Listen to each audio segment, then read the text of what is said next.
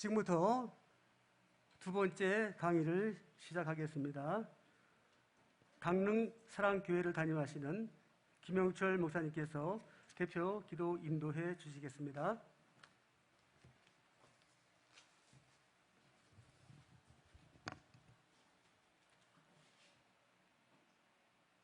하나님 아버지 참으로 감사합니다.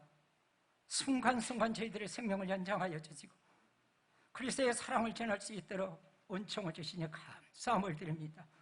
특별히 하나님 아버지 회개합니다.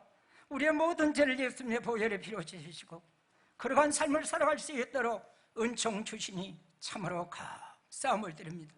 배울 수 있는 시간을 주시고 건강을 주시고 재물을 주시고 주의 축복 속에서 목회할 수 있도록 교회 생활할 수 있도록 믿음 생활할 수 있도록 은총을 주시니 참으로 감사함을 드립니다.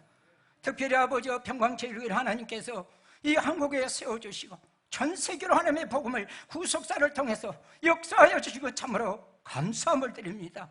특별히 우리의 사랑하는 이승현 목사님 함께해 주시고 오른손으로 붙잡아 주시고 남은 여생 주를 위해서 살겠고 주를 위해서 죽겠고 주를 위해서 사명을 감당할 수 있도록 은총을 주시니 참으로 감사함을 드립니다. 하나님 아버지 배울 수 있도록 은혜를 베풀어 주시고 이 시간도 하는 축복하여 주시니 감사함을 드립니다.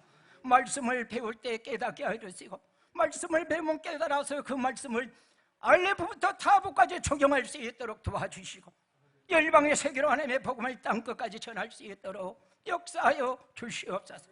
이 강릉 땅, 아버지 강원도 땅, 삼척 땅, 통해 땅 하나님께서 오른손으로 붙잡아 주시고 하나님의 복음을 땅끝까지 전하는 저희들이 되게 해주시고 이 풀무 위에서 목회하는 우리 목사님들 사랑하는 동력자들 함께하여 주셔서 복되게 목회할 수 있도록 도와주시고 순교까지 사명을 감당하는 저희들이 될 수 있도록 역사하여 주시옵소서. 저 북녘 땅의 동포들까지 구속사가 이루어지게 하여 주시고 예수의 성전에 들어갈 수 있도록 은혜를 도와여 주시옵소서. 오늘 오후에도 피곤치 않게 하시고 곤비치 않게 하시고 주를 앙망하여 힘을 얻게 하여 주시고 목사님의 말씀을 통해서 은혜가 넘치게 하여 주시고 목회지에 가서도 그 사명 감당하며 그 말씀 전할 수 있도록 역사하여 주셔서 예배가 회복되게 하시고 기도가 회복되게 하시고 성령의 역사가 일어나게 하시고 특별히 하나님 성령의 기름 부으심이 함께할 수 있도록 역사하여 주시옵소서. 그래서 백두에서 한라까지 한라에서 백두까지 하나님의 복음이 전할 수 있도록 도와주시고 사나 죽으나 주를 위해서 살겠사오니 이제 열방의 세계로 우리 선교사들을 파송하여 그들에게도 구속사를 가르칠 수 있도록 제자 될 수 있도록 은혜를 베풀어 주시옵소서. 오늘 또 함께하여 주시고 역사 주실 믿고 감사하며 예수님의 이름으로 기도드리옵나이다. 아멘. 두 번째 강의 생명의 말씀은 에스겔 43장 13절로 27절이 되겠습니다. 에스겔 43장 13절로 27절 말씀입니다. 제가 13절만 봉독해 드리겠습니다. 제단의 척수는 이러하니라. 한 자는 팔꿈치서부터 손가락에 이르고 한 손바닥 넓이가 더한 것이라. 제단 밑받침의 고가 1척이요 그 사면 가장자리의 광이 1척이며 그 가로 들린 턱의 광이 한 뼘이니 이는 제단 밑받침이요 이는 하나님의 말씀이니라. 이 시간 두 번째 강의 시간에도 열정적으로 강의해 주실 강사 목사님을 다시 모시도록 하겠습니다. 할렐루야. 네, 감사합니다.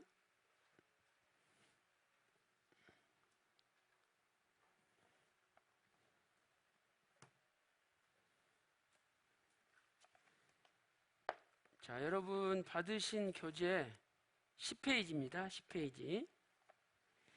자, 에스겔 성전의 신비로운 구속 경륜 두 번째 시간입니다. 우리가 지난 시간에 에스겔 성전의 가장 큰 특징은 에스겔 성전의 중앙에 중심부에 번제단이 있다. 그리고 그 번제단은 십자가를 나타낸다 하는 것을 배웠습니다. 그래서 그 구약의 장막 성전이 있죠. 그리고 또 솔로몬 성전이 있죠. 그런데 이 구약의 장막 성전이나 솔로몬 성전과 비교해 볼 때 가장 에스겔 성전에 뚜렷하게 남아있는 성물은 번제단이에요. 번제단. 그리고 이 번제단은 다른 성전의 번제단보다 더 크고 설명도 아주 자세하게 기록되어 있어요. 그래서 여러분들이 이 그림을 이렇게 보시면은 지금 이 부분이 번제단이죠. 이 부분. 그래서 에스겔 성전의 정중앙에 있는 것이 번제단이 되겠습니다. 이 번제단을 지나서 이제 이렇게 성전 본관으로 들어가죠. 그러면 앞쪽에 성소가 있고 뒤쪽에 지성소가 있게 되는 거죠. 그래서 오늘은 이 시간에는 이 번제단을 중심으로 공부를 자세히 좀 해보도록 하겠습니다. 자, 첫째로 번제단은 에스겔 성전의 중심이다. 우리 첫 시간에 배운 걸 잠깐 정리해 보겠습니다. 중심이다. 그래서 번제단은 예수님의 십자가를 예표하는 거죠. 십자가를 예표하는 것이다. 십자가는 모든 구속사의 중심이죠. 왜냐하면 구속사는 구속의 역사잖아요. 그런데 예수님의 십자가 피로 우리가 구속받았기 때문이죠. 아까 에베소서 1장 7절에도 예수님의 피로 말미암아 구속을 받았다. 곧 죄사함을 받았다. 이렇게 말씀하고 있죠. 그래서 십자가가 없는 구속은 존재하지 않는 거죠. 그래서 에스겔 성전은 그 어떤 성전보다도 십자가를 강조하고 있다는 것을 우리가 알 수가 있습니다. 십자가는 화평이죠. 한마디로 십자가를 우리가 다른 말로 말하면 화평이라고 할 수가 있어요. 그래서 이렇게 십자가가 있으면 이 십자가는 위로는 하나님과 인간 사이의 화평이고 옆으로는 사람과 사람 사이의 화평이죠. 골로새서 1장 20절 말씀 보니까 그의 십자가의 피로 화평을 이루사 만물 곧 땅에 있는 것들이나 하늘에 있는 것들을 그로 말미암아 자기와 화목케 하기를 기뻐하심이라 이렇게 말씀하고 있습니다. 또 두 번째로 십자가는 승리죠. 십자가로 승리하셨죠. 골로새서 2장 15절에. 그래서 십자가가 있는 교회는 화평한 교회가 되고 승리하는 교회가 되죠. 그러나 십자가 없는 교회는 맨날 분열하고 싸우는 교회, 맨날 패배하는 교회가 되는 거예요. 참 안타까운 게 이 교회가 싸워가지고 목사하고 장로들이 싸우고 또 장로들끼리 싸우고 또 성도들끼리 싸우고 또 목사하고 성도하고 싸우고 이래가지고 세상 사람들한테 덕이 안 되잖아요. 그런 일이 없어야죠. 그럼 왜 싸우느냐? 십자가가 없기 때문이에요. 십자가는 화평이잖아요. 화목이잖아요. 그런데 자기가 희생하지 않고 맨날 자기 이익만을 추구하니까 결국은 싸우게 되는 거죠. 그래서 오늘 우리 한국교회에 십자가가 필요하다는 것을 절실히 알 수 있는 겁니다. 자, 두 번째로 번제단의 크기를 보겠습니다. 이 에스겔 성전의 번제단은 3층으로 되어 있어요. 3층. 그리고 그 밑에 밑받침이 있어요. 그래서 우선 설명을 들어보시고 그림을 한번 보겠어요. 자, 제단의 기초는 밑받침이 있죠. 그리고 턱과 홈이 있어요. 자, 에스겔 43장 13절 말씀 보세요. 제단, 번제단 밑받침의 고가 일척이요. 또 그 사면 가장자리의 광이 일척이며 그 가우로 둘린 턱의 광이 한 뼘이니 이는 제단 밑받침이요. 이렇게 말씀하고 있거든요. 그래서 번제단은 몇 층으로 되어 있다 그랬어요? 3층. 근데 그 3층을 떠받들고 있는 기초가 있는데 그 기초를 밑받침이라 그러는 거예요. 밑받침. 그래서 밑받침의 일부는 땅에 묻혀 있는 거죠. 이 밑받침을 히브리어로는 헤크, 가슴이라는 단어를 쓰고 있어요. 헤크. 자, 이것은 뭘 가르쳐 주냐면 우리 가슴이 이 가운데가 움푹 들어갔잖아요. 그런 것처럼 이 땅이 푹 꺼져가지고 3층으로 된 번제단을 받들고 있기 때문에 그 밑받침을 가슴이다, 헤크란 단어를 쓰는 거죠. 그래서 이 밑받침의 고는 일척이에요. 아까 에스겔 4편 13절에 나오죠. 그 다음에 그 사면 가장자리의 광도 일척이다. 그래서 이게 에스겔 성전 번제단의 그림인데요. 자, 여러분 이 그림을 보시면 지금 번제단이 3층으로 되어 있잖아요. 자, 제일 위에 한 층이 있고 중간에 또 한 층이 있죠. 그다음에 또 밑에 1층이 있죠. 그리고 이제 그 3층을 받들고 있는 밑받침이라는 게 있어요. 그래서 그 밑받침이 땅에 묻혀 있어요. 자, 이 땅에 묻혀 있는, 지금 이 부분이 땅에 묻혀 있는 부분인데 이 부분이 묻혀 있는 부분이 일척이라는 거예요.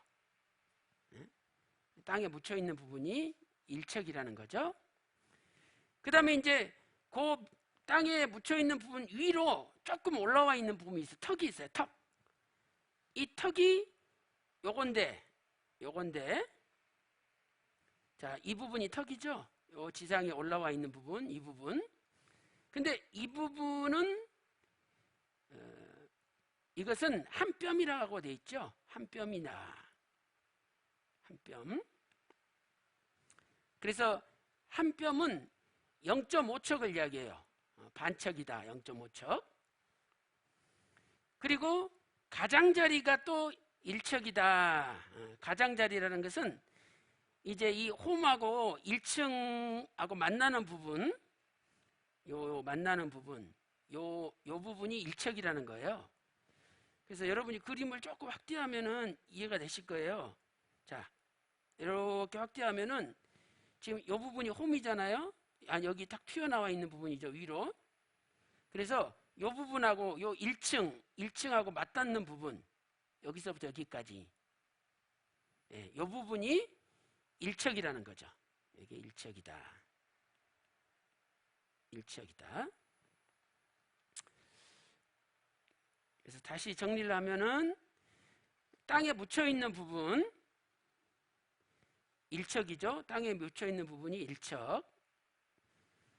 그 다음에 위로 솟아있는 턱 위로 솟아있는 부분이 한 뼘 0.5척이다. 그리고 그 홈 끝부터 1층까지의 거리가 1척이다. 이렇게 말씀을 하고 있죠. 자, 밑받침의 턱의 광은 아까 한 뼘이었죠. 한 뼘. 그래서 한 뼘은 0.5척 26.6cm예요. 그러니까 아까 한 척이 53.2cm잖아요. 그것의 반이 되는 거죠. 26.6cm. 그래서 이 턱을 히브리어로는 샤파라는 단어를 쓰고 있어요. 샤파. 이 샤파는 입술이라는 뜻이죠. 그러니까 우리 입술이 이렇게 튀어나왔듯이 밑받침에 턱이 튀어나와 있거든요. 지상으로. 그래서 그것을 샤파라는 단어를 쓰고 있는 거죠. 자, 에스겔 43장 17절에도 똑같이 나와 있어요. 그 밑받침에 둘린 턱의 광이 반척이며 한 뼘이라는 거죠. 이 반척은 한 뼘이다. 한 뼘. 그다음에 그 가장자리는 1척이고 층계는 동을 향하게 할지니라. 이렇게 말씀하고 있죠.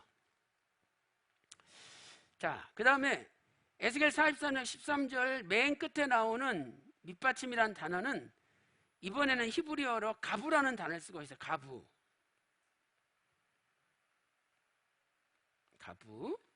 이 가부는 눈썹이란 뜻이죠. 눈썹. 그러니까 여러분 우리 눈썹 보세요. 눈썹이 여기가 튀어나왔잖아요. 근데 또 눈썹 밑에 부분은 쑥 들어가 있잖아요.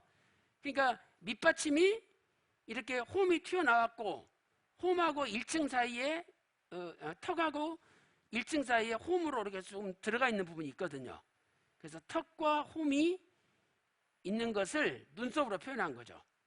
튀어나온 부분은 턱은 눈썹, 그 다음에 그 밑에 이렇게 쑥 들어간 것처럼 홈이 있다는 거죠. 그래서 에스겔 44장 13절 다시 한번 보세요. 거기 밑받침이란 단어가 2번 나와요. 우리말로는. 근데 히브리어는 다 틀려요. 자, 그 제단 밑받침, 먼저 나오는 밑받침은 아까 히브리어로 헤크였죠. 자, 이 헤크 뜻은 뭐였어요? 가슴. 가슴이었죠. 그래서 고가 일척이요. 그 다음에 그 사면 가장자리의 광이 일척이며 또 그 가우로 둘린 턱의 광은 한 뼘 0.5척이었죠. 이는 제단 밑받침이요. 이때는 또 가부란 단어를 쓰고 있어요. 그래서 가부는 눈썹이죠. 그래서 밑받침의 모양이 이렇게 전체 3층으로 된 번제단을 떠받들고 있는 모습일 때는 가슴, 푹 들어가 있는 가슴의 모습이고, 또 거기에 이렇게 튀어나와 있는 턱과 홈이 있는 것은 눈썹의 모양이라는 것을 알려주고 있어요. 자, 그 다음에 두 번째로 이제 맨 아래층의 구조를 보겠습니다. 3층으로 되어 있는데 가장 넓은 맨 아래층의 구조. 자, 맨 아래층의 높이는 2척이에요. 2척. 그리고 그 위에 가장자리 너비는 1척이에요. 그래서 모든 가장자리는 1척이다 하는 것을 여러분이 기억하시면 돼요. 그러니까 이게 무슨 말이냐면, 자, 제가 쉽게 설명하면 이렇게 설명할 수가 있을 것 같아요. 자, 조금 이따 제가 모양을 보겠지만은, 자, 여기가 이제 1층이고, 그 다음에 이제 여기가 2층이라고 생각을 해보세요. 2층. 여기가 3층이다. 네, 3층이다 생각을 해보세요. 그리고 밑에 이렇게 이제 솟아 나왔잖아요. 이런 식으로. 자, 이게 번제단의 모양이에요. 그러면 여러분 지금 이 번제단 중에서 이렇게 자 여기에서 이제 보세요. 자, 여기에서 이렇게 지면에 지금 묻혀 있는 부분이 있잖아요. 이 묻혀 있는데 이 묻혀 있는 부분 여기가 몇 척이라고 배웠어요. 이게 1척이라는 거예요. 밑받침의 고가 1척이다. 그 다음에 여기 조그맣게 턱이 이렇게 올라와 있잖아요. 턱이 올라와 있어요. 이게 0.5척이라는 거예요. 한 뼘. 이게 0.5척이라는 거예요. 그 다음에 이제 여기서 한번 보세요. 여기서 여기까지. 이게 가장자리라 그래. 가장자리. 이 가장자리가 요게 1척이라는 거예요. 근데 모든 가장자리는 다 1척이에요. 무슨 말씀이냐면 여기도 가장자리죠. 여기도 가장자리죠. 여기도 가장자리죠. 여기도 가장자리죠. 이게 다 몇 척씩이라는 거예요? 1척이라는 거. 1척. 그래서 이제 좀 이따 공부하겠지만은 제일 맨 위층은 여기가 12척이에요. 12척. 그러면 왼쪽에 가장자리 1척, 오른쪽에 가장자리 1척을 합치면 가운데 층은 몇 척이 되겠어요? 14척이 돼요. 14척. 그 다음에 여기 또 왼쪽에 가장자리 1척, 오른쪽에 가장자리 1척 있으니까 합치면 맨 아래층은 몇 척이 돼요? 16척이 되는 거예요. 16척. 그 다음에 또 여기도 가장자리가 왼쪽에 1척, 오른쪽에 1척이니까 밑받침은 몇 척이 돼요? 18척이 되는 거죠. 가로 세로가. 이렇게 계산하면 아주 쉬워요.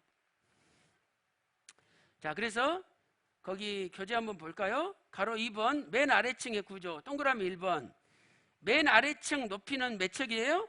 2척. 자, 이 말은 맨 아래층의 높이가 2척이라는 것은 이걸 가리키는 거예요. 여기 이 높이가 이게 2척이라는 거죠. 이 높이가. 아래층의 높이가 2척이라는 거예요. 그 다음에 이제 나중에 공부하면 여기 위층은 높이가 4척. 여기도 맨 위층도 높이는 4척이 돼요. 4척이. 자, 그래서 맨 아래층의 높이는 2척이요. 그 위에 가장자리 너비는 몇 척이에요? 1척. 다 똑같아요. 자, 에스겔 43장 14절 말씀 보세요. 이 땅에 닫은 밑받침 면에서 아래층의 고가 몇 척이요? 층. 아래층 할 때 층이라는 단어는 히브리어 아자라로 울타리란 뜻이에요. 울타리. 그래서 이런 여기 각 요 면들 있잖아요. 이런 면들을 아자라, 울타리다. 예? 층이라는 단어로 히브리어는 쓰고 있는 거죠. 그래서 각 층에 둘러싸인 면은 아자라다, 히브리어로. 그런데 여기 16척짜리 맨 아래층과 14척 중간층은 아자라는 단어를 쓰지만 맨 위층 12척은 아자라는 단어를 안 써요. 그래서 이제 그 이유를 좀 이따 제가 설명을 해드릴게요. 이걸 머릿속에 염두에 두세요. 자, 그 다음에 맨 아래층에 장과 광은 각각 몇 척씩이다. 지금 배웠잖아요. 몇 척씩이에요? 아니, 여기 이게 지금 맨 아래층이잖아요. 여기 몇 척이에요? 16척. 금방 배웠잖아요. 맨 아래층 16척이에요. 그래서 맨 아래층의 장과 광은 각각 16척이다. 이것은 맨 위층이 성경에 12척이라고 나와 있으니까 가장자리 좌우 1척씩을 더하면 가운데 층은 14척이 되고 또 그곳에 가장자리 좌우를 더 1척씩 더하면 맨 아래층은 16척이 되는 거예요. 그래서 맨 위층부터 계산하여 좌우에 가장자리 1척씩을 더하면 알 수가 있죠. 자, 에스겔 43장 15절 말씀 보세요. 그 번제단 위층의 고가 4척이며 그 번제하는 바닥에서 솟은 뿔이 넷이며. 그러니까 이것만 봐도 지금 에스겔 43장 15절부터 16절은 맨 위층을 이야기한다는 걸 알 수 있어요. 어떻게 알 수 있냐면요, 이 그림에서 이쪽에 맨 위층만이 여기에 뿔이 있어요. 사면에 이렇게 뿔이 있거든요. 그래서 이 뿔이 있는 걸 봤을 때 이건 맨 위층이구나 하는 것을 알 수 있는 거죠. 에스겔 43장 15절 말씀 보세요. 그 번제단 위층의 고가 4척이며 그 번제하는 바닥에 솟은 뿔이 넷이며 그 번제하는 바닥의 장이 몇 척이에요? 12척. 12척. 그래서 맨 위층은 12척이다. 가로 세로가 하는 것을 알 수가 있죠.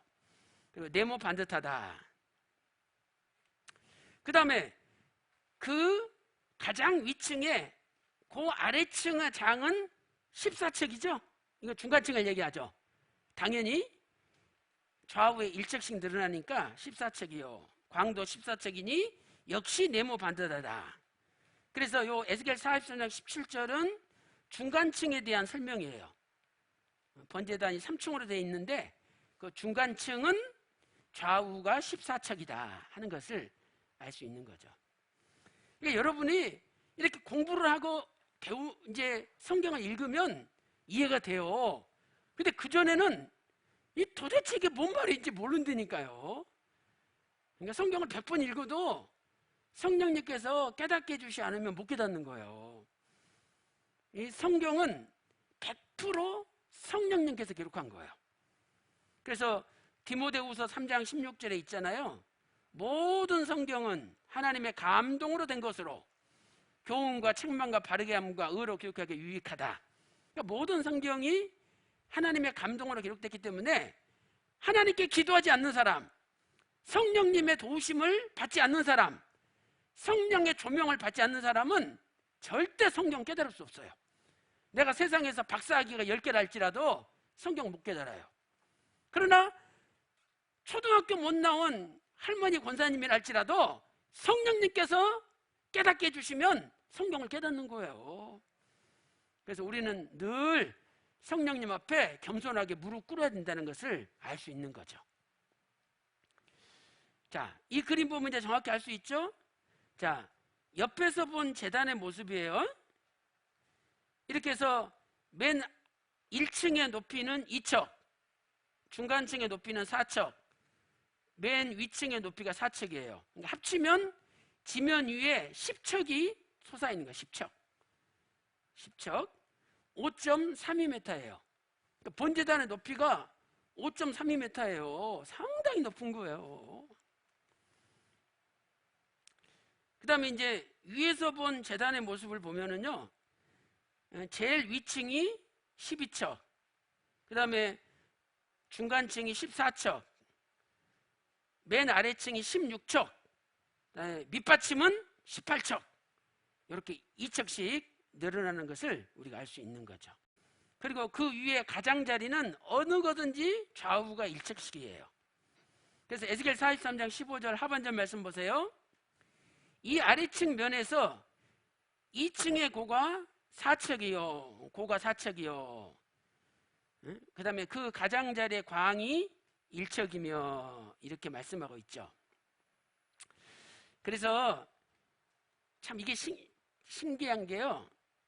이 에스겔 44장 14절 하반절을 읽을 때 대부분의 우리 독자들은요, 여기 2층을 숫자 2로 해석을 해요. 그래서 2층 두 번째 층이 높이가 4척이다 이렇게 해석을 하는데, 이상하게 그렇게 해도 답은 똑같아요. 근데 히브리 원문은 그 숫자 2가 아니에요.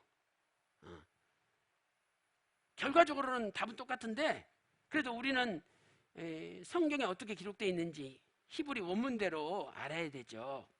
그래서 여기 아래층 할 때 이 아렛이란 단어는 히브리어 카탄으로 작은 이런 뜻, 작은 층, 작은 이런 뜻이에요.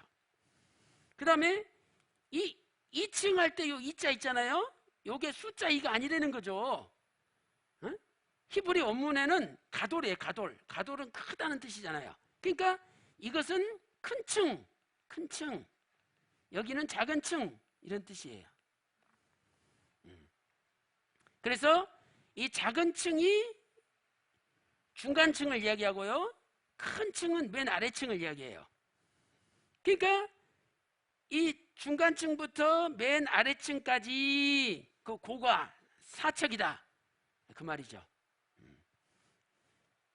두 번째 층 고가 4척이다 하는 거 똑같이 결과적으로 해석은 똑같이 되지만 히브리 원문은 그게 아니에요. 중간층이 맨 아래층보다는 적잖아요. 그러니까 적은 층에서 맨 아래층까지 그 고가 4척이다 하는 것을 얘기하는 거죠. 그러니까 아까 우리 그 보셨던 그림대로 하면, 제가 그린 그림대로 하면은 이걸 얘기하는 거예요. 이게 지금 14척이 이게 중간층이잖아요. 자, 여러분 요 14척이 이게 중간층이잖아요. 중간층. 그래서 여기 중간층 여기 위에서부터 맨 아래층 여기 위에까지, 여기서부터 여기까지가 4척이다. 이게 4척이다 하는 뜻이에요. 자, 그래서 우리가 그거는 살펴봤고요. 이제 다시 한번 여기 보겠습니다. 여기서 작은 층은 중간층을, 큰 층은 맨 아래층을 가리키죠. 그러므로 중간층의 윗면에서부터 큰 층의 맨 아래층의 윗면까지 길이가 4척이다 이런 뜻이죠. 네, 이렇게 이제 여러분 이해하시고요. 결과적으로는 중간층의 높이가 4척이다 이렇게 이해하면 되는 거죠. 그 다음에 이제 중간층의 장구강은 몇 척씩일까요? 중간층 14척이죠. 14척. 자, 맨 위층은 12척이니까 중간층은 장구왕이 14척, 맨 아래층은 장구왕이 16척. 그 다음에 밑받침은, 맨 아래층 밑받침은 장구왕이 18척. 그렇게 생각하시면 되죠. 자, 이 그림에서 보면은요, 지금 여기가 중간층이죠. 그러니까 중간층 맨 위에서부터 큰 층, 요거 큰 층이죠. 제일 큰 층, 아래층이 제일 크죠. 여기까지 이 높이가 이게 4척이다 하는 뜻이에요. 그래서 에스겔 43장 17절 말씀 보면은요, 가장 위층에 아래층, 그 아래에 있는 요게 가장 위층인데 요곳의 아래층의 장이 14척이다. 또 광도 역시 14척이다. 네모 반듯하다. 이렇게 말씀하고 있죠. 이제 맨 위층을 보겠습니다. 맨 위층은 자, 역시 높이는 4척이죠. 그 다음에 뿔이 4개가 있어요. 자, 에스겔 43장 15절 말씀 보세요. 그 번제단 위층의 고가 4척이며 그 번제하는 바닥에서 솟은 뿔이 몇 개 있어요? 4개 있으며. 자, 그런데 아까 맨 아래층이나 중간층은 옆면을 아사라라는 울타리라는 표현을 썼어요. 그런데 맨 위층은 아사라가 아니라 아리엘이란 단어를 쓰고 있어요. 아리엘은 화로란 뜻이에요. 화로. 그러니까 이것은 맨 위층은 불을 피우는 곳이구나 하는 것을 알려주는 거죠. 왜? 짐승을 희생하려면 불을 피워야 되니까요. 그래서 아리엘이란 단어를 쓰고 있어요. 자, 맨 위층에 장과 광은 각각 12척씩이죠. 맨 위층은. 그래서 에스겔 43장 16절 말씀 보니까 그 번제하는 바닥의 장이 12척이요 광이 12척이니 네모 반듯하다 이렇게 말씀을 하고 있죠. 그래서 여러분 교재 이제 지금 12페이지 보세요. 12페이지 지금 하고 있습니다. 자, 거기 구속 경륜을 볼게요. 자, 번제단에 사용된 히브리어를 다시 한번 정리해 볼까요? 자, 밑받침을 헤크라고 했죠. 그래서 헤크는 가슴이라는 뜻이죠. 또 밑받침을 가부라고도 불렀어요. 가부는 눈썹이죠. 그래서 이렇게 튀어나온 턱이 있고 쭉 들어간 홈이 있다. 그 다음에 그 튀어나온 부분을 샤파라고 불렀어요. 샤파는 입술이죠. 입술이 튀어나왔듯이 턱이 튀어나왔다는 거예요. 자, 그 다음에 이 옆면, 이러한 옆면을 아사라라고 불렀죠. 아사라 울타리다고 불렀어요. 그래서 이 번제단에 사용된 모든 용어들이 전부 인간의 몸하고 관련된 용어들이에요. 자, 가슴, 그 다음에 입술, 또 눈썹. 그다음에 울타리는 사람이 사는 집이 울타리잖아요. 이것은 왜 이렇게 사람에 관련된 용어를 썼느냐? 예수님이 사람으로 이 땅에 오셔서 십자가에서 신령한 번제단이 되셨다는 것을 알려주는 거예요. 그래서 이것은 예수님의 성육신을 알려주는 거죠. 성육신. 번제단이 예수님께 성육신 하시어 십자가에서 대속하실 것을 보여주는 거죠. 그래서 여러분들이 요한복음 1장 14절 보면은요, 요한복음 1장 14절에 말씀이 육신이 되어 하나님이 사람으로 이 땅에 오셨대요. 성육신 사건을 말씀하고 있잖아요. 그래서 우리 가운데 거하심에라는 단어를 쓰고 있잖아요. 거하심에. 이게 살다는 뜻이에요. 산다. 스케노오. 헬라어로 스케노오. 살다. 같이 사셨다는 거예요. 울타리를 치고 집에 살듯이 하나님이 사람으로 이 땅에 오셔가지고 천막을 치시고 우리랑 같이 사셨다는 거예요. 그래서 예수님의 이 땅에 오심은 33년이라는 일시적인 임재였죠. 그러나 이제 주님 재림하시면 우리가 그 주님과 영원히 같이 사는 거예요. 그래서 영원한 임재가 이 땅에 이루어지는 거죠. 여러분들도 내가 좋아하는 사람, 사랑하는 사람과 옆에 같이 있으면 좋잖아요. 그런데 이 땅에서는 영원하지 못해요. 아니, 그렇게 좋다고 결혼했는데 나중에는 막 이혼하잖아요. 그러니까 인간의 사랑은 영원하지 못하다는 거예요. 그러나 천국에서 주님과 우리가 영원히 살 때, 그때는 뭐 싫은 것도 없고 지루한 것도 없고 피곤한 것도 없어요. 이 꽃이 이쁘잖아요. 근데 그 꽃을 계속 보면 나중에 실증나. 근데 천국은 꽃으로 비유하면 꽃이 계속 새로운 꽃으로 바뀌는 거예요. 지루할 틈이 없는 거예요. 지루하지 않아. 계속 새로워지는 세계예요. 그래서 오늘 또 우리 주님과 영원히 사는 날이 있다는 것을 믿으시기 바랍니다.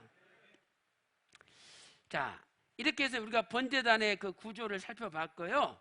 그다음에 세 번째는 번제단에 오르는 층계를 살펴보도록 하겠습니다. 자, 번제단에 층계가 있어요. 아까 5.32m니까 5m를 올라가려면 층계가 있어야지 못 올라가잖아요. 근데 그 층계는 동쪽으로 향해져 있어요. 그래서 에스겔 43장 17절에 그 층계는 동을 향하게 할지니라 이렇게 기록되어 있죠. 그러면 동쪽으로 층계를 올라가면 앞쪽에 뭐가 보이느냐? 성전이 보여요. 성전. 그래서 번제단에 오르는 제사장들은 성전을 바라보게 돼 있는 거죠. 성전을 바라보게 돼 있어요. 그래서 얼마나 좋은지 몰라요. 성전을 바라볼 수 있으니까. 자, 우리 그 제일 처음에 여러분 첫 페이지 한번 보세요. 이게 그 에스겔 성전 그림이잖아요. 자, 여기 보세요. 그러면 이게 지금 번제단인데 이게 번제단이잖아요. 여기가 동쪽이에요. 동쪽. 이쪽이 동쪽이에요. 그래서 계단이 동쪽으로 나 있잖아요. 근데 이 계단을 이렇게 올라가야 돼. 이게 계단이잖아요. 이렇게 올라가면 여기가 성소, 여기가 지성소. 하나님이 계신 곳을 바라보게 돼 있어요. 그래서 제사장들은 늘 하나님을 바라봐야 된다는 거예요. 오늘 우리가 신약시대 제사장들이잖아요. 여러분 베드로전서 2장 9절에 우리가 왕같은 제사장이에요. 베드로전서 2장 9절 말씀 보면 우리가 왕같은 제사장이잖아요. 또 로마서 15장 16절에 보면 우리가 복음의 제사장이에요. 우리는 복음의 제사장이다. 우리가 왕같은 제사장이고 복음의 제사장이에요. 그러면 우리도 늘 하나님을 바라봐야 된다는 거예요. 근데 우리는 다른 것 많이 바라보잖아요. 맨날 돈 바라보고 TV 바라보고 또 여자 바라보고 남자 바라보고 또 뭐 남이 좋다 그러면 그 좋은 거 바라보고. 그래서 오늘 우리는 늘 예수님만 바라봐야 될 줄로 믿습니다. 이렇게 우리가 바라봐야 될 것이 예수님이라는 것을 가르쳐주고 있어요.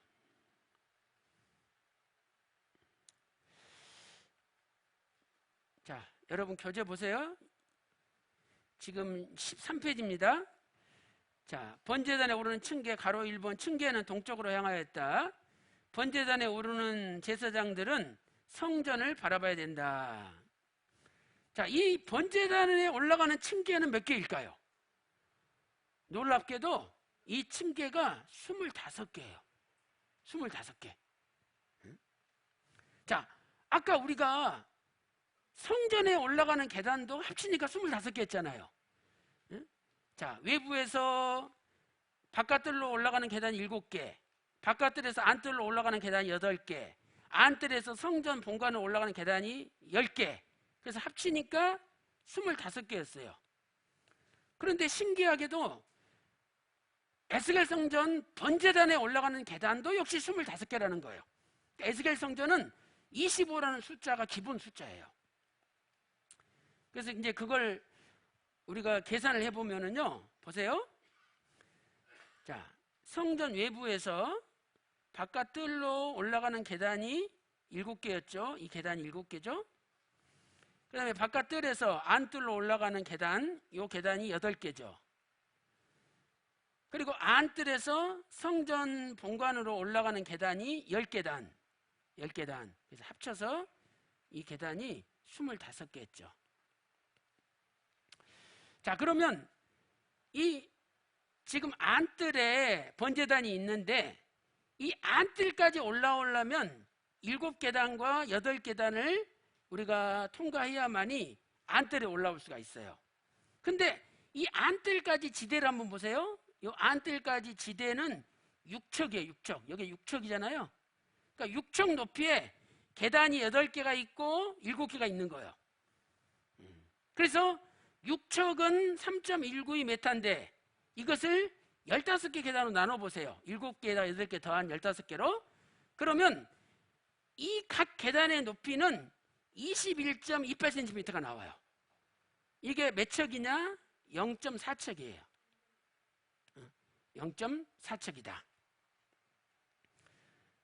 그런데 번제단의 높이가 10척인데 10척도 25계단으로 계산해야만이 0.4척, 21.28cm가 나와요. 자, 계산해 볼까요? 자, 이 번제단은 아래층의 높이가 이게 2척, 아래층의 높이가 2척이죠. 자, 여기가 2척이었어요. 이 중간층의 높이가 4척, 맨 높은 층의 높이가 4척. 그러니까 합쳐서 10척이에요, 10척. 그러니까 번제단의 높이는 10척, 5.32m죠. 이것을 21.28cm, 즉 0.4척이 나오려면 어떻게 돼야 되느냐? 계단이 25개야만이 가능하다는 거예요. 그래서 우리는 이 번제단의 높이도 역시 25개다. 계단이 25개라는 것을 알 수가 있는 거죠. 그런데 25라는 숫자는 굉장히 기기묘묘한 숫자예요. 17에다가 8을 더하면 25가 돼요. 또 25는 24에다가 1을 더해도 25가 돼요. 그래서 24에다가 1을 더했을 때 25가 된다는 의미가 뭔지는 제가 다음 시간에 공부를 할 거예요. 그런데 우선은 17 더하기 8이 25예요. 그러면 8이라는 숫자는 새 창조의 숫자잖아요. 왜? 8일째 할례를 행했잖아요. 창세기 17장 보시면 8절부터 12절 보면 8일째 할례를 행했어요. 8일째. 또 예수님이 부활하신 날도 안식일 지나서 8일째 부활하셨는데, 마태복음 27장 1절 보면 예수님이 부활하실 때도 예수님이 8일째 부활하셨어요. 그래서 8이라는 숫자는 새 창조수다 하는 것을 알 수가 있는 거죠. 거기 마태복음 28장 1절 제가 읽어볼게요. 28장 1절. 안식일이 다하여 가고 안식 후 첫날이 되려는 미명에 예수님 부활하셨잖아요. 이 안식일이 7째 날이고 안식 후 첫날은 8째 날. 예수님이 8째 날 부활하신 거예요. 그래서 8은 새 창조수예요. 그 다음에 이 17이라는 숫자는 승리의 수예요. 승리의 수. 승리의 수다. 자, 왜 그렇습니까? 17은 7 더하기 10이에요. 7은 완전수. 하나님이 6일 동안 천지 우주만을 창조하시고 7일째 안식하셨죠? 7이 완전수예요. 또 10은 1, 2, 3, 4, 5, 6, 7, 8, 9, 10. 거기가 끝이잖아요. 그 다음에 11로 넘어가잖아요. 그래서 만수라 그래. 만수. 가득 찼다. 만수. 7은 완전수고. 그래서 이 완전수 7과 만수 10이 만나면 17이 승리의 수가 되죠. 승리의 수. 그래서 예수님께서 초림 때 십자가로 승리하셨어요. 숫자로 말하면 17을 이루신 거예요. 이제 주님이 재림하시면 새로운 창조의 세계를 우리에게 주시는 거예요.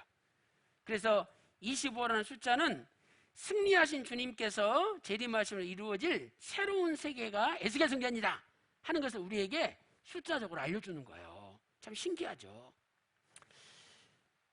그래서 에스겔 성전에 25라는 숫자가 7번 사용됐어요. 그리고 50이라는 숫자는 10번 사용됐어요. 50은 10번, 25는 7번. 그래서 25는 7번 사용되고 50이라는 숫자는 10번 사용됐어요. 그래서 이것도 7, 10 해서 승리를 나타내요. 에스겔 40장 13절, 21절, 25절, 29절, 30절, 33절, 36절에 나오죠. 그래서 에스겔 성전의 기본 숫자는 25다. 휘선 박윤식 목사님이 쓰신 구사 시리즈 11권 433페이지에 기록되어 있어요. 그래서 이 로마서 8장의 결론은요, 17이 승리라는 것을 우리한테 가르쳐줘요. 자, 보세요. 로마서 8장 35절에 누가 우리를 그리스도의 사랑에서 끊으리요? 응? 누가 우리를 그리스도의 사랑에서 끊으리요? 이렇게 시작을 해요. 그런데 39절에 마지막에도 우리 주 그리스도 예수의 사랑에서 끊을 수 없느니라. 응? 위아래 똑같이 그 어떤 것도 예수님의 사랑에서 우리를 끊을 수 없다라고 선포를 해요.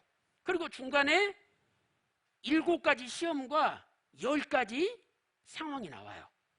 7가지 시험이 나오고 10가지 상황이 나와요. 그래서 그 어떤 시험과 상황 속에서도 예수님의 사랑으로 우리가 승리한다는 거예요. 그래서 17은 승리의 수예요. 자, 보세요. 7가지. 환난, 곤고, 핍박, 기근, 적신, 위험, 칼이랴. 7가지 시험이죠. 그 다음에 10가지 상황이 나와요. 사망, 생명, 천사들, 권세자들, 현재일, 장래일, 능력, 높음, 깊음, 다른 아무 피조물이라도 예수님의 사랑에서 우리를 끊을 수 없다는 거예요. 그래서 예수님의 사랑만이 우리를 타락한 세상에서 승리케 만들어주는 거예요. 예수님의 사랑에서 우리를 끊을 수 없대요. 그러니까 여러분들이 아유, 이 미친놈, 미친년, 어쩌다가 내가 그렇게 속아서 죄를 지었을까? 죄를 짓고도 한탄하는 거예요. 회개하는 거죠. 응? 아유, 나는 이제 틀렸어. 글러먹었어. 다시는 교회 안 나갈래. 나 같은 년 받아주실까? 응? 아무리 여러분이 한탄해도 예수님의 사랑에서 끊을 수 있어요, 없어요? 없다는 거. 응? 그러니까 이 사랑을 우리가 믿고요, 다시 회개하고 다시 교회 나오면 되는 거예요. 그래서 오늘 또 그 어떤 시험과 어떤 상황도 우리를 예수님 사랑에서 끊을 수 없다는 걸 믿으시고 끝까지 예수님 사랑 안에 머물러 있는 저와 여러분 다 되시기를 주님의 이름으로 축원합니다. 그래서 십자가로 승리하시고 이제 주님 재림하심으로 새로운 창조의 세계, 팔수의 세계를 우리에게 주시는 거예요. 그래서 25가 완성이 되는 거죠. 자, 결론적으로 이 생명수는 번제단을 끼고 흘러가요. 자, 여러분 보세요. 이 생명수가 여기 문지방에서 이렇게 흘러나오잖아요. 그래가지고 이 번제단을 끼고 이렇게 우측으로 쭉 흘러가요. 생명수가. 그러니까 이 생명수의 출처는 어디냐? 응? 에스겔 47장 12절 말씀 보니까 성소에서 나온다는 거죠. 성소에서 이 생명수가 흘러나와요. 그래서 하나님의 말씀은 예수 그리스도의 몸된 교회에서 나온다는 것을 우리에게 알려주는 거죠. 그런데 계시록 22장 새 예루살렘 성의 환상에서는 계시록 22장 1절에 생명수가 나오는 곳이 어린 양의 보좌다. 응? 어린 양의 보좌다. 이렇게 말씀하고 있어요. 그러니까 예수님에게서 말씀이 나오는 거지 사람에게서 나오는 게 아니다 이 말이죠. 응? 조금 은혜 받았다, 뭐 성경 잘 깨닫고 공부 잘 가르치고 뭐 설교 잘한다 그러면 우쭐해가지고 자기가 하나님 자리에 앉잖아요. 그게 진짜 이단이에요. 자기가 하나님 자리에 앉는 게. 응? 모든 영광을 하나님께 돌리는데 절대 그것은 이단이 아니죠. 그래서 오늘 우리도 모든 영광을 하나님께 돌려야 돼요. 말씀은 성소, 어린 양의 보좌, 예수님의 보좌로부터 나오는 거지 인간의 보좌에서 나오는 게 아니라는 거죠. 그래서 이렇게 생명수가 성소에서 어린 양의 보좌에서 나왔는데 놀랍게도 그 생명수가 어디를 거쳐 지나갔냐면 번제단의 남쪽으로 올라갔어요. 자, 에스겔 47장 1절 자세히 보세요. 그가 나를 데리고 성전 문에 이르시니 전에 전면이 동을 향하였는데 그 문지방 밑에서 물이 나와서, 지금 여기를 이야기하는 거예요. 여기 요 문지방 밑에서 물이 나와가지고 동으로 흐르다가 번제단 우편 제단 남편으로 흘러가더라. 이쪽 남쪽으로 흘러간다는 거죠. 자, 요거 한번 자세히 보세요. 여러분 여기 보세요. 이렇게 여기가 성소잖아요. 성소. 그럼 성소에서 물이 나왔어요. 그래가지고 이 문지방 밑에서 물이 약 흘러나오는데 이 물이 여기 번제단, 이 번제단 옆을 끼고 물이 흘러갔어요. 그것은 무슨 말이냐? 하나님의 생명수는 반드시 번제단을 거쳐간다는 거예요. 그럼 우리도 예수님의 생명의 말씀을 전할 때 거기에 번제단이 있어야 된다는 거죠. 십자가가 있어야 된다는 거예요. 요즘에 설교에 십자가가 없습니다. 성경 공부에 십자가가 없어요. 그것은 생명수가 아니라는 거예요. 십자가가 있는 말씀이 생명수고 십자가 있는 강의가 생명수라는 거예요. 그래서 오늘 또 여러분의 입에서 오직 십자가 생명수의 말씀만이 넘쳐나시기를 소망합니다. 참 신기하죠. 이렇게 번제단 남쪽으로 생명수가 흘러갔어요. 자, 그래서 거기 교재 나와 있죠. 십자가의 피 묻은 복음, 십자가 구속의 말씀이 곧 죽은 바다 같은 세상을 살리는 생명수가 된다는 거죠. 그런데 이 생명수 강은 아주 작게 시작돼서 전 세계로 바다로 흘러갔어요. 죽은 바다로. 자, 에스겔 47장 12절 말씀 보니까 그가 또 나를 데리고 북문으로 나가서 바깥길로 말미암아 꺾여 동양한 바깥문에 이르시기로 본즉 물이 그 우편에서 스며 나오더라. 자, 이건 무슨 말씀이냐면 이쪽으로 이렇게 나가가지고 여기 와서 보니까 이 바깥 동양한 문 우측에서 여기서 물이 흘러나왔다는 거죠. 여기서 물이 이렇게 흘러나왔다는 거예요. 근데 그렇게 스며 나오는 물이 1,000척을 지나니까 발목에 차고 1,000척을 지나니까 무릎에 차고 1,000척을 지나니까 허리에 차고 다시 1,000척을 지났더니 거대한 강물이 됐어요. 그래서 하나님 말씀은 작게 시작하여 전 세계로 흘러간다는 것을 알려주고 있어요. 자, 여기 스미어 나오더라. 스미어 히브리어로 파카죠. 파카. 이것은 똑똑 떨어지다. 아주 물이 처음에는 작게 나온다는 거예요. 그런데 이게 솟구치다는 뜻이 있어요. 작게 나오지만 아주 강한 생명력을 가지고 막 쏟아 나온다는 거죠. 히브리어로도 강조형이 사용되었어요. 이것은 작게 시작되지만 아주 강력한 말씀의 역사를 나타내는 거예요. 그래서 여러분, 십자가의 복음은요, 아주 작은 것 같지만은 끊임없이 솟구치는 생명력이 있어요. 그래서 결국은 이 죽은 바다, 타락한 세상을 살리고야 마는 거예요. 이사야 11장 9절 말씀 보니까 물이 바다 덮음 같이 여호와를 아는 지식이 온 세상에 충만하리라 말씀하고 있습니다.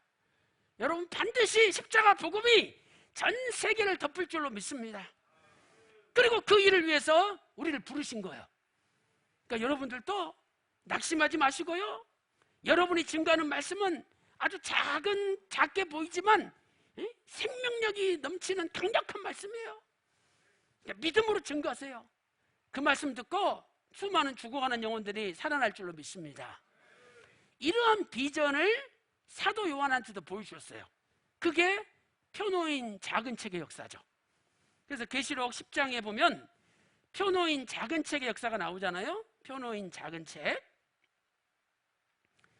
자, 이 작은 책은요, 헬라어로 이 작은 책은 비블 라리디온이라 그래요. 비블 라리디온.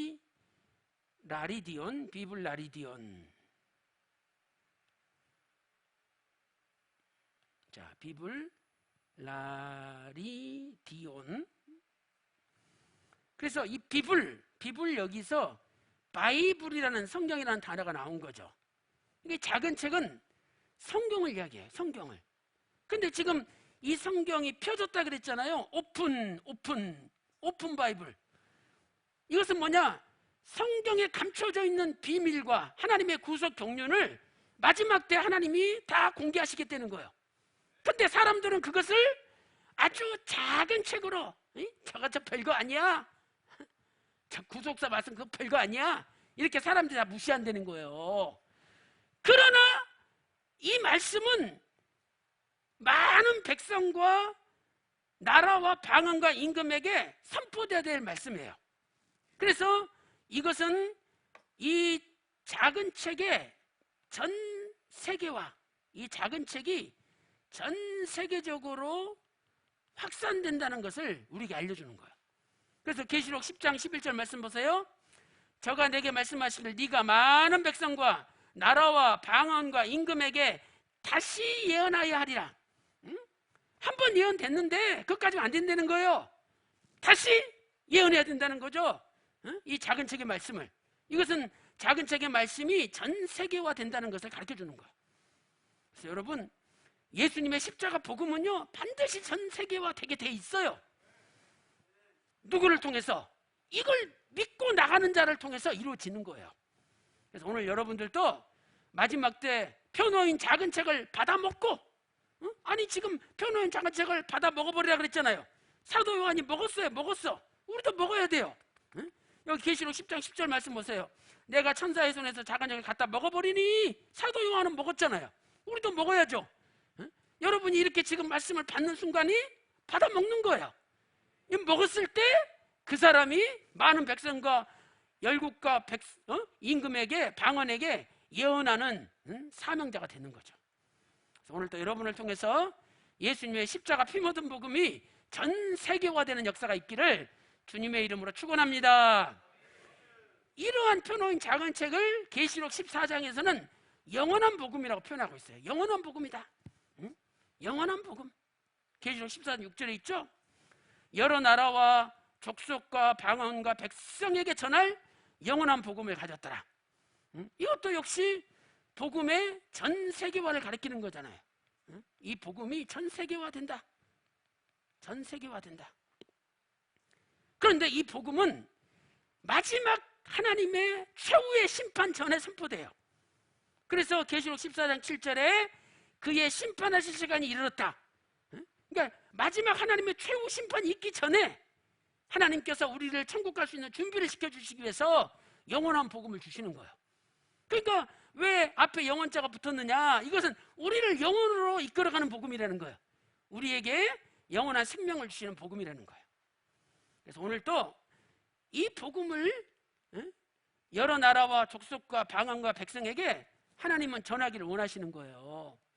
오늘 또 저와 여러분이 이 말씀의 순종자가 되어서 여러분을 통해서 예수 그리스도의 십자가 피 묻은 복음이 전 세계 열방에 전파되는 놀라운 역사가 일어나시기를 주님의 이름으로 축원합니다. 그래서 오늘 우리가 번제단에서 공부를 했는데요. 번제단이 복잡해요. 근데 실은 그 번제단이 핵심이에요. 핵심. 에스겔 성전의 핵심이에요. 그래서 여러분이 제 강의만 가지고는 부족하실 거예요. 그러니까 이 여호와 삼바 에스겔 성전 이 책을요 꼭 사서 읽어보시고, 그 다음에 이제 저희가 지금 열심히 작업을 하고 있어요. 그래서 가능하면 올 12월 17일 날 이 여호와 삼바 에스겔 성전에 화보집을 만들려고 그래요. 그래서 여기 이런 도표들을 아주 크게 그림책으로 만들어 가지고 누구든지 쉽게 이해할 수 있게끔 저희가 지금 작업을 하고 있어요. 그래서 여러분들이 기대해 주시면 그 화보집이 나올 거예요. 그러면 화보집을 꼭 사셔가지고 그 화보집만 봐도 다 이해가 돼요. 그래서 제가 외국에 세미나 많이 나가는데 외국 사람들도 말은 안 통해도요 그림만 보면 다 은혜가 되고 아멘하고 다 깨닫더라니까요. 그림이 최고예요. 그래서 오늘 또 사도 요한한테 받아 먹어버리라, 그리고 다시 예언해라 하신 것처럼 여러분들도 예수님의 십자가 복음을 받아 먹으시고 다시 예언하는 여러분들 되시기를 주님의 이름으로 축원합니다. 자, 기도 올리겠습니다. 하나님 아버지, 감사드립니다. 오늘 또 에스겔 성전의 번제단에 대해서 저희들의 둔탁한 머리를 깨우쳐 주시고 닫힌 마음을 열어주셔서 하나님 말씀을 깨달을 수 있도록 인도하여 주시니 진심으로 감사드립니다. 번제단의 모든 이름이 사람의 모습과 관계된 것은 주님께서 우리를 구원하시기 위하여 말씀이 육신이 되어 하나님이 사람으로 성육신하심을 알려주고 있습니다. 이렇게 우리와 똑같은 육신을 입고 오셨음에도 불구하고 저희들이 믿지 못한다면 얼마나 불쌍한 자입니까? 아버지 하나님, 이제 그 주님이 우리 마음속에 오셔서 떠나지 마시고 우리를 끝까지 붙들어 주시고 우리와 함께 영원히 그 나라 가는 그날까지 함께하여 주시옵소서. 아버지 하나님, 사도 요한에게 표노인 작은 책을 갖다 먹어버리라 명령하셨사오니 우리도 갖다 먹어 완전히 내 것을 만들어 열국과 백성과 무리와 방언에게 예수님의 십자가 피 묻은 복음, 구속사의 말씀을 전파하는데 아버지 의로운 오른손에 붙잡힌 바 되어 크게 쓰임받는 저희들 다 될 수 있도록 인도하여 주시옵소서. 아버지 하나님, 십자가가 없어서 싸우고 십자가가 없어서 분열하고 십자가가 없어서 시끄럽습니다. 이제 우리의 가정에 십자가를 보내주시고 우리 교회에 십자가가 충만케 하시고 대한민국에 십자가가 충만케 해주셔서 모든 성도들이 예수 그리스도 안에서 하나 될 수 있도록 인도하여 주시옵소서. 아버지 하나님, 성전에서 흘러나온 생명수가 죽은 바다를 살렸듯이 예수님의 십자가에 피 묻은 복음이 이 죽어가는 세상을 살릴 수 있도록 인도하여 주시옵소서. 우리도 그 일에 쓰임받기를 원하오니 아버지, 우리를 사용하여 주시옵소서. 우리를 아버지의 도구로 변화시켜 주시옵소서. 오늘 또 혹시 몸이 아픈 분이 계십니까? 이 시간에 아픈 곳에 오른손을 얹고 기도하기 원합니다.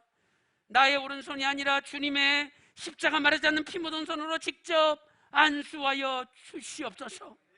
이 시간에 예수 그리스도 이름으로 명하노니 모든 병마야 물러갈지어다.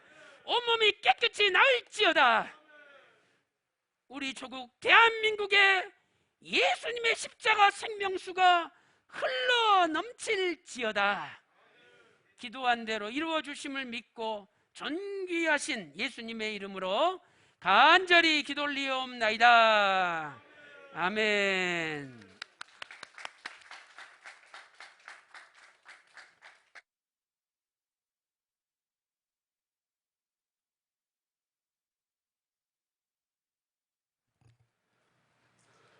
우리에게 에스겔 성전 번제단의 신비로운 구속 섭리를 깨닫게 해주신 이 더위 속에서도 열감을 해주신 우리 강사 목사님께 다시 한번 감사의 뜻을 전달하겠습니다. 이 시간에 통일찬송가 259장, 새 찬송가 502장, 통일찬송가 1절 4절만 하겠습니다.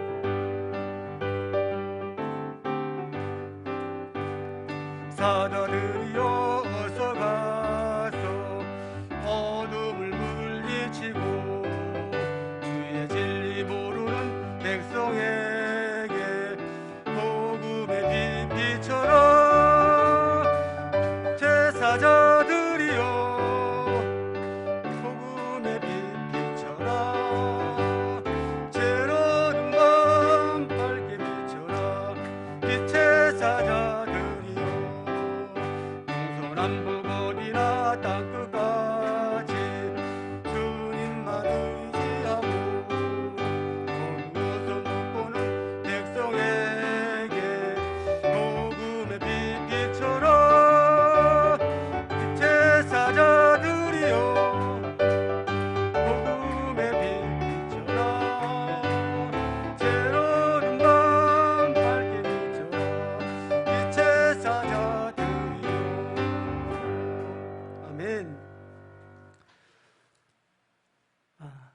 이제 강의의 진수는 마지막 강의에 있습니다. 이제 조금만 더 인내하시고 여러분들 마지막 강의에 전념해 주시길 부탁을 드립니다. 잠시 쉬셨다가 10분 후에, 지금부터 10분 후에 세 번째 강의를 시작하도록 하겠습니다. 아울러 등록처에 등록을 기록하지 않은 분들은 다 등록을 해주시기 부탁드립니다. 왜냐하면 이 등록한 부분을 근간해서 저희가 더 이 구속사 말씀에 알기 원하시는 분들에게 그 기회를 부여하기 위해서 저희가 아카데미를 기획할 겁니다. 초청교회에서. 등록처에 기록을 해주셔야지 초청을 할 거 아닙니까? 반드시 기록하고 가시기를 부탁을 드립니다. 10분 후에 만나겠습니다.